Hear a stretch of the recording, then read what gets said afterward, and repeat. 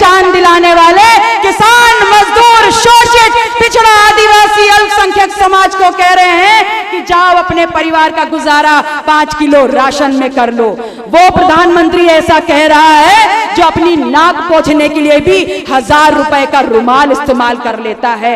अस्सलाम वालेकुम।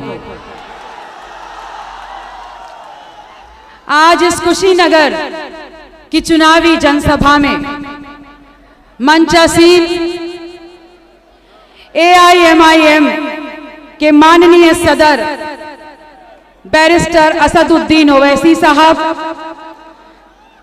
इस लोकसभा के प्रत्याशी और राष्ट्रीय शोषित समाज पार्टी के राष्ट्रीय अध्यक्ष, पूर्व मंत्री उत्तर प्रदेश सरकार माननीय स्वामी प्रसाद मौर्य जी, प्रदेश अध्यक्ष AIMIM जनाब शौकत अली साहब, पूर्वांचल अध्यक्ष इसरार अहमद साहब, राष्ट्रीय कार्यकारिणी सदस्य अपना दल अजय पटेल जी, राष्ट्रीय शोषित समाज पार्टी AIMIM अपना दल के सभी सम्मानित पदाधिकारी, सहयोगियों का, समर्थकों का, मंचासीन अपने समस्त सम्मानित पदाधिकारियों का और आप जनता का दिल की गहराइयों से लोकतंत्र के मजबूत स्तंभ, लोग अपने बंधुओं का, पत्रकार बंधुओं का,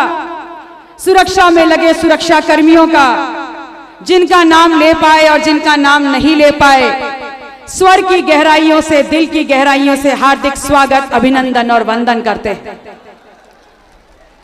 आज इस देश की जो वर्तमान परिस्थितियां हैं, पूरा गेम परसेप्शन का है और ये परसेप्शन ये फैलाया जा रहा है कि इस देश की लोकतांत्रिक व्यवस्था में जब ये लोकतंत्र का त्योहार चल रहा है तो लड़ाई आमने सामने की है, बड़े कट्टर और टाके की है और ये लड़ाई सीधे सीधे एनडीए बीजेपी के सामने इंडिया अलायंस पीडीए की है। मैं ये तो नहीं जानती कि इनके बीच में कांटे की टक्कर है या नहीं, लेकिन ये जरूर जानती हूं कि इन दोनों के बीच में 100% आपसी समझौता जरूर है और ये समझौता ऐसा है कि जहां एनडीए कमजोर पड़ जाए वहां पीडीए बढ़ जाए और जहां पीडीए कमजोर पड़ जाए वहां एनडीए को हवा दे दो। कहने का मतलब यह है कि सत्ता अगर इनके हाथ से निकले तो इनके हाथ में चली जाए और इनके हाथ से निकले तो इनके हाथ में चली जाए। किसी भी सूरत में इस देश की सत्ता इस आम आदमी, पिछड़ा, दलित, आदिवासी, मुसलमान के हाथ में ना आने पाए और यही सोच है पीडीएम की। मुझे बड़ी खुशी है कि आज माननीय स्वामी प्रसाद मौर्य जी के आह्वान पर मुझे ये मौका मिला कि मैं आप सम्मानित जन के बीच में पीडीएम से संबंधित बातें रखते हुए आपको पीडीएम से जोड़ने का काम कर पाऊं।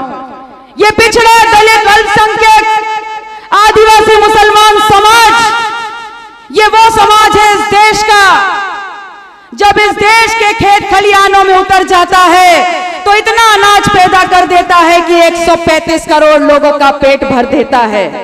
ये पिछड़ा, दलित, आदिवासी, मुसलमान समाज, ये वो समाज है जब अपने कंधे पे बोझा उठाता है तो इस देश का ढांचा बना देता है।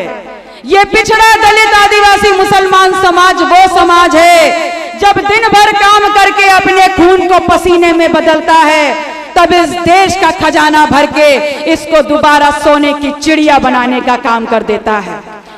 लेकिन यही पीडीएम समाज इस 75 साल की आजादी वाले देश में जब अपनी हक, अपनी हिस्सेदारी, अपना सामान, शिक्षा, सदन, रोजगार, कमाई, पढ़ाई, लिखाई में मांगता है तब ये सरकारें कहती हैं कि अभी आप लाइन में हैं, थोड़ा इंतजार कर लो।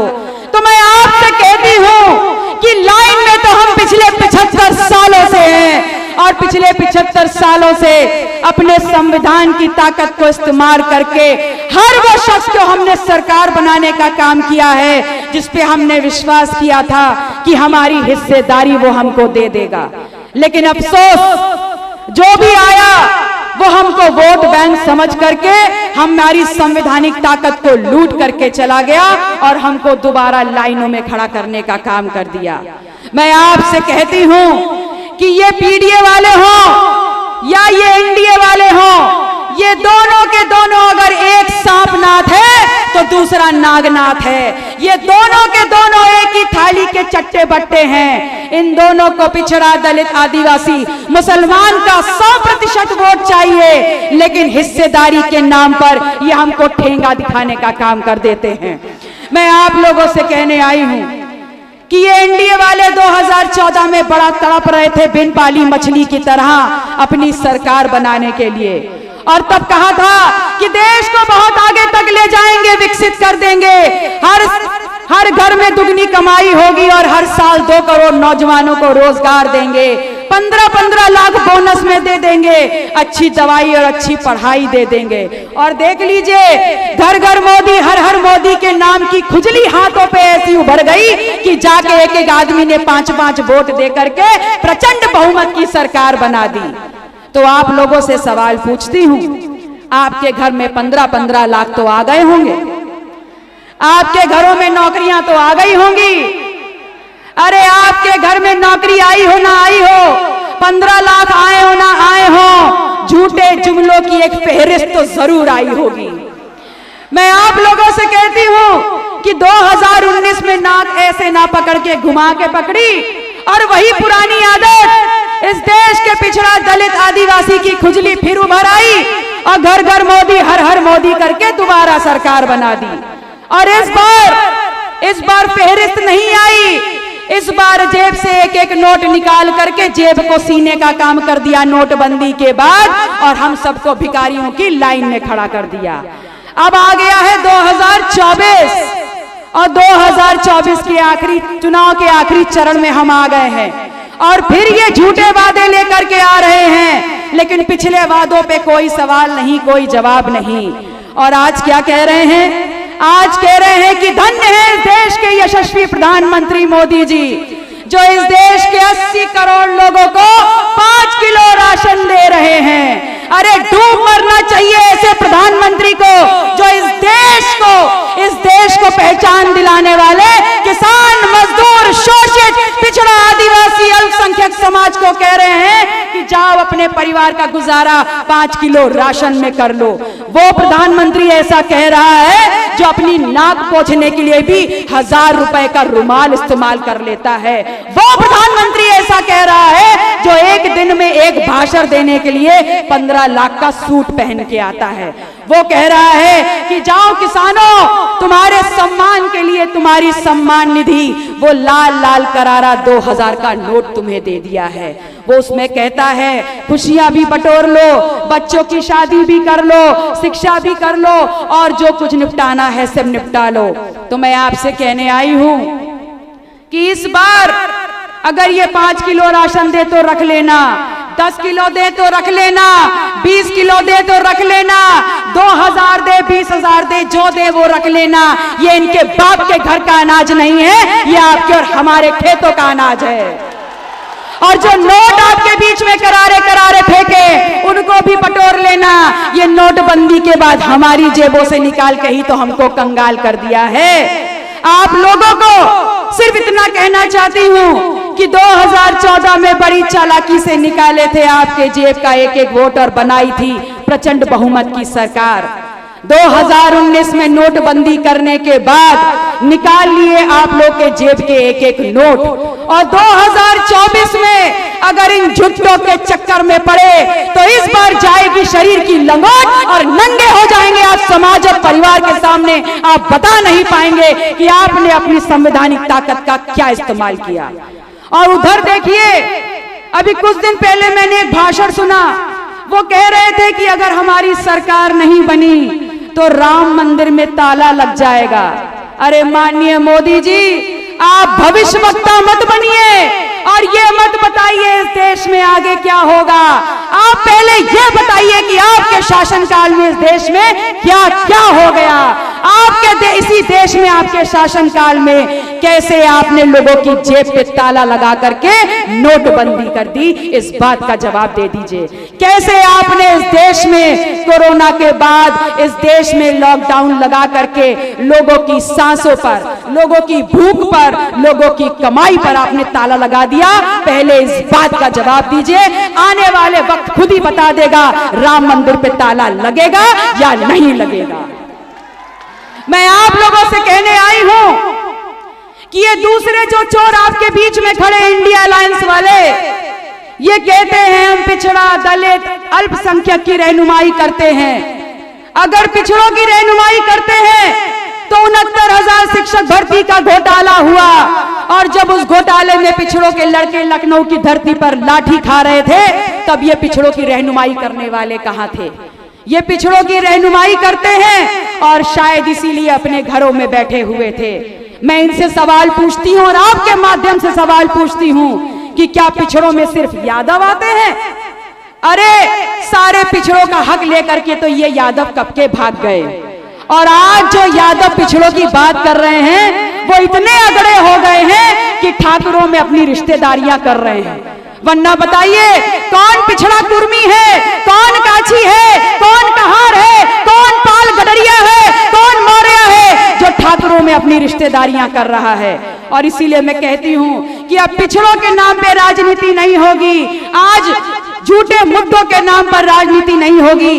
अब अगर राजनीति होगी तो मुद्दों पर होगी और हमारे ईमान की राजनीति होगी, हमारी हिस्सेदारी की राजनीति होगी। मैं आप लोगों से कहने आई हूं, ये कहते हैं हम दलितों के रहनुमा हैं। अगर दलितों के रहनुमा हैं तो ये तब कहां थे जब इसी देश में एक दलित के सर से पेशाब कर दी गई और इनके मुंह से एक शब्द नहीं निकला था। ये मुसलमानों के रहनुमा हैं। अरे ये तो मोदी जी से भी बड़े वाले झुट्टा हैं। इनके मुंह से अल्पसंख्यक के अलावा कभी मुसलमान का मां तो निकलता नहीं है। मां बोलने में पैंट गीली हो जाती है और बोलते हैं मुसलमानों के रहनुमा हैं। आज जब इस देश में मुस्लिम रिजर्वेशन की बात हो रही है और तमाम भारतीय जनता पार्टी के लोग बोलते हैं कि अगर मुसलमानों को रिजर्वेशन दे दिया तो पिछड़ों का रिजर्वेशन की लूट हो जाएगी, तो जिनको जो अपने आप को तथाकथित ये मुसलमानों के रहनुमा समाजवादी पार्टी वाले लोग अपने मुंह से ये बोलने को तैयार नहीं है कि हमारे शासनकाल में ना पिछड़ों के साथ अन्याय होगा और ना मुसलमानों के साथ अन्याय होने देंगे।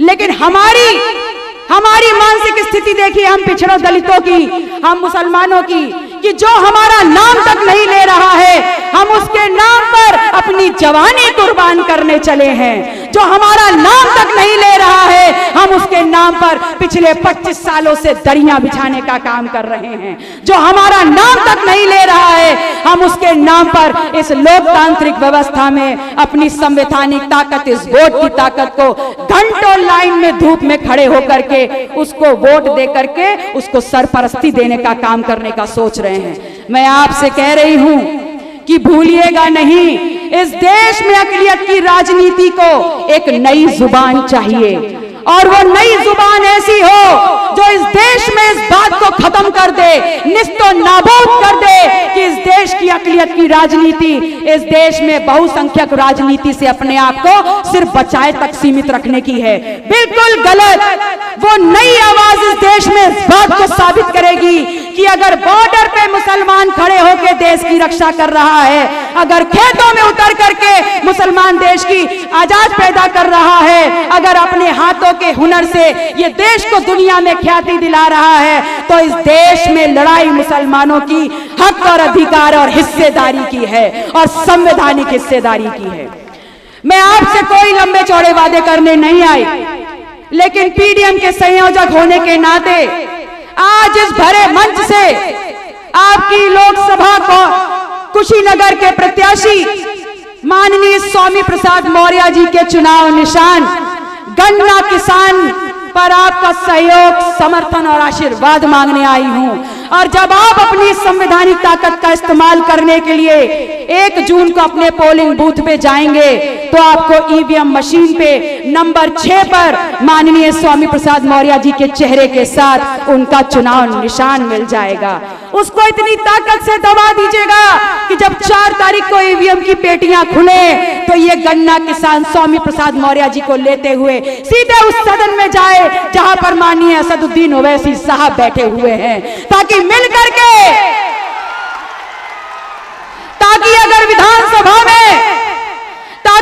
विधानसभा में आपकी ये बहन पीडीएम की आवाज बुलंद कर सके तो उस उच्च सदन में माननीय असदुद्दीन ओवैसी साहब और स्वामी प्रसाद मौर्य जी सरकार की आंखों में आंखें डाल करके सवाल कर सके।